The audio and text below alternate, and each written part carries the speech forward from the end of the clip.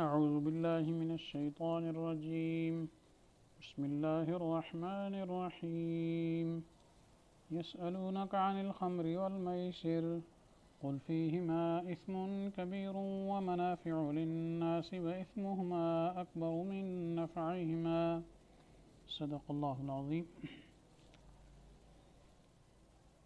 ترجمہ: آپ سے پوچھتے ہیں شراب کے بارے میں اور جوئے کے بارے میں، تو آپ فرما دیجئے کہ ان دونوں میں بڑا گناہ ہے اور نفع کی چیزیں ہیں لوگوں کے لیے، اور ان کا گناہ بڑھا ہوا ہے ان کے نفع سے۔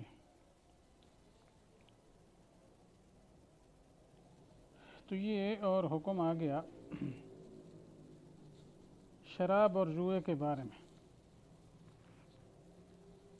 کیونکہ شراب اور جوا دونوں چیزیں ایسی تھیں جو جاہلیت کے زمانے میں عام ان کا رواج تھا۔ لوگ شراب کے بہت زیادہ عادی تھے، ان کی گھٹی میں پڑی ہوئی تھی، اور اس طرح جوا کھیلنے کا رواج بھی عام طور پر کثرت سے پایا جاتا تھا۔ لیکن چونکہ یہ چیزیں ایسی ہیں کہ جس میں بڑے مفاسد ہیں، بڑیاں خرابیاں ہیں، تو کچھ سمجھدار لوگ تو پہلے بھی ایسے تھے کہ جن کی فطرت سلیمہ تھی، وہ کیا ہے ان چیزوں سے پرہیز کرتے تھے، اور کچھ لوگ یہ چاہ رہے تھے کہ یہ چیزیں بند ہو جاتی تو اچھا تھا۔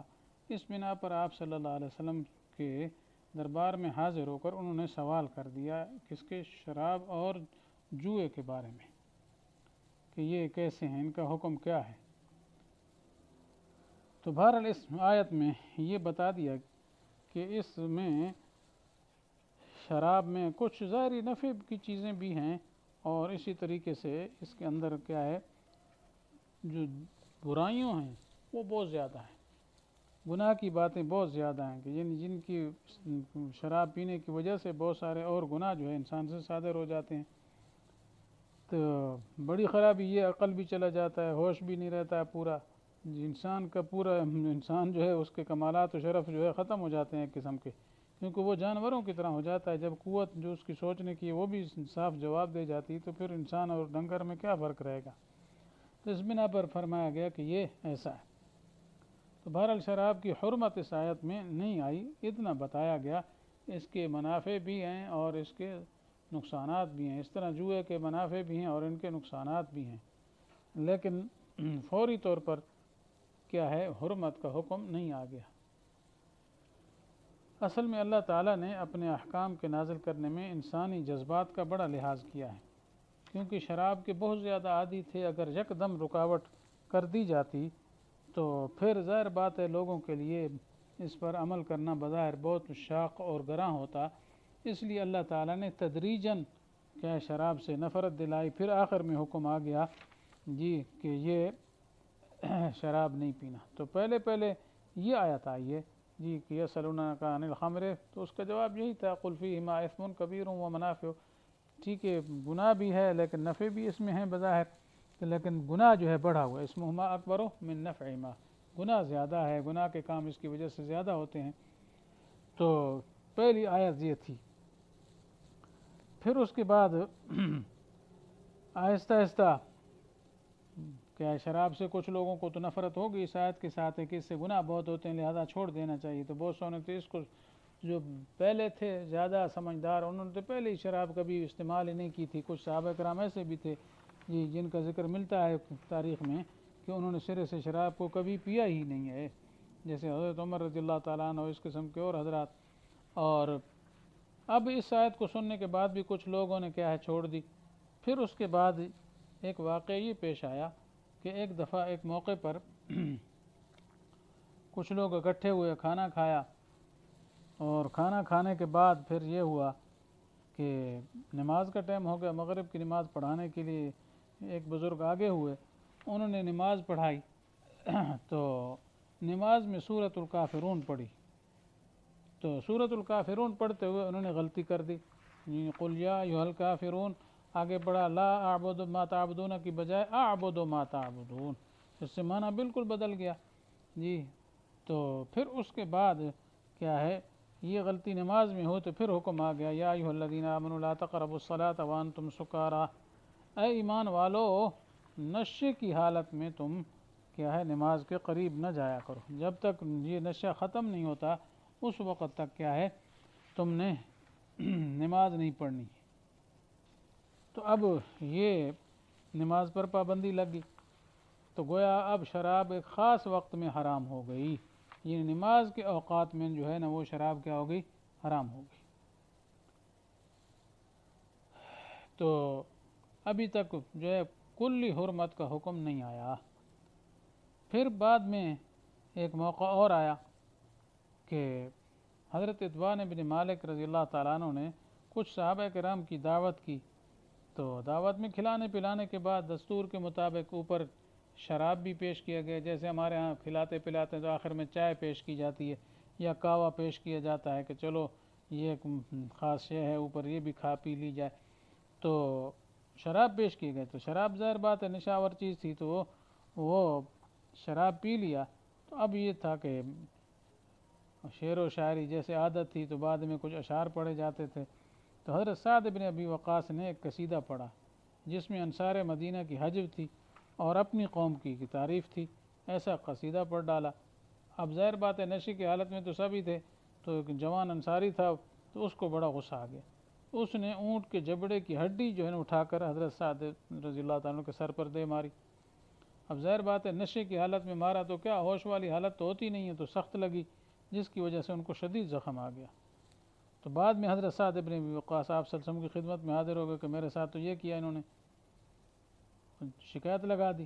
تو آپ صلی اللہ علیہ وسلم نے اس وقت دعا فرمائی، اللہم بین لنا فی الخمر بیانا شافیا، اے اللہ شراب کے بارے میں ہمارے لیے کوئی واضح بیان نازل فرما دیجئے۔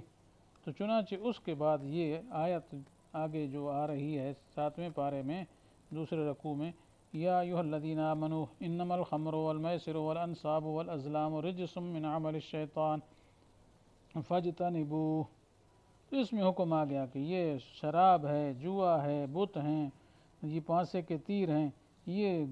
کیا نری گندگی ہے شیطان کے عمل کی، تو لہذا اس سے بچو۔ فاجتنبوہ اب امر آ گیا، اب یہاں سے قطعی حرام کر دیا گیا۔ اور اس کے بعد آگے علت بھی وہاں بیان کی گئی کہ انما یرید الشیطان ان یوقع بینکم العداوۃ والبغضاء، کہ شیطان یہ چاہتا ہے کہ تمہارے درمیان بغض و عداوت کو پیدا کر دے شراب اور جوئے کے ساتھ، اور اللہ کے یاد سے اور نماز سے تمہیں غافل کر لے۔ تو لہذا جب ایسی شیطان کی آلہ ہے یہ، تو فہل انتم منتہون، کیا تم رکنے والے؟ تو یہاں استفہام بمعنی امر ہے، یعنی فانتہو،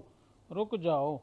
تو اب اس وقت کیا ہے فاجتنبوا اور فہل انتم منتہون سے مراد فانتہو ہے، جی رک جاؤ۔ تو پھر حکم آ گیا کہ اب کیا ہے تم شراب مکمل طور پر چھوڑ دو۔ تو بہرحال یوں آہستہ آہستہ کیا ہے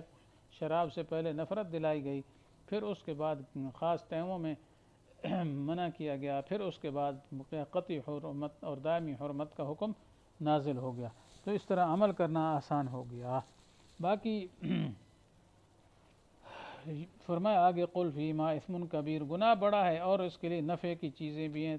لیکن واسمہما اکبر من نفعہما، تو ان کا گناہ جو ہے ان کے نفع سے بڑھا ہوا ہے۔ تو اب یہ کہ جب شراب کی حرمت آ گئی تو صحابہ کرام نے تو خوب عمل کیا، جس جس کے پاس کوئی شراب تھی اس کے مشکیں توڑ دیں، اس کے سبو جام سب توڑ دیے، جی حتیٰ کہ ایک صحابی شام سے مال تجارت لائے تھے، صرف پورا سرمایہ جو ہے وہاں شراب خرید کر لا رہے تھے۔ تو جب پہنچے مدینہ میں تو پتہ چلا کہ شراب کی تو حرمت نازل ہو چکی،